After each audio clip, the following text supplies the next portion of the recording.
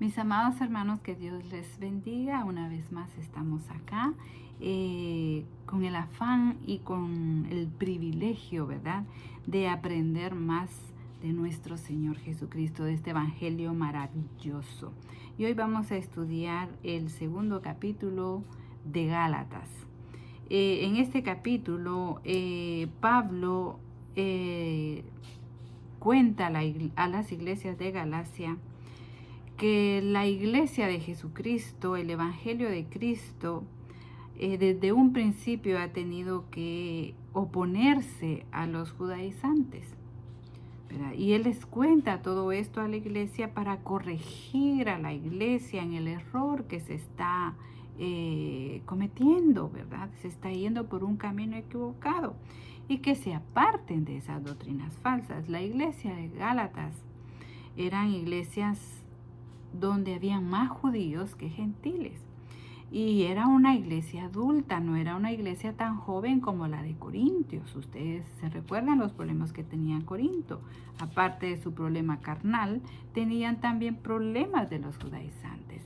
Y esta iglesia era una iglesia más adulta y comenzó con los problemas de los judaizantes. Y Pablo está tratando de corregir ese error en las iglesias de Galacia. Y este problema ha estado latente desde el principio de la iglesia de Cristo, y no solo en aquellos tiempos, hasta el día de hoy.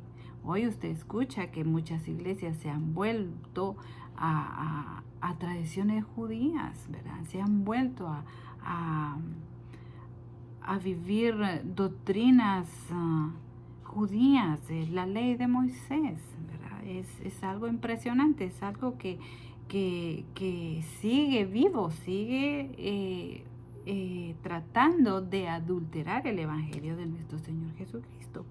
Y miremos los versos del 1 al 4. El apóstol Pablo nos cuenta que desde hace 14 años, dice, o sea, pasaron 14 años para que él volviera por segunda vez a Jerusalén, siendo el apóstol de Jesucristo. Y esta vez dice que se fue con Bernabé. Ustedes se recuerdan de Bernabé, ¿verdad? Él es judío, y se fue con Tito también. Y dice que él fue a Jerusalén, o subió a Jerusalén, por una revelación. O sea que Pablo no se movía por voluntad propia. Pablo siempre se dejó guiar por el Espíritu Santo de Dios, cosa que nosotros también debemos de hacer, imitar esa dependencia de Dios como la tenía el apóstol Pablo. Y fue a Jerusalén, y dice que allí él llegó y les presentó el Evangelio que él predica entre los gentiles. Me imagino que les empezó a explicar y quizás les predicó la gracia y cómo él les exponía el Evangelio de Cristo a los gentiles.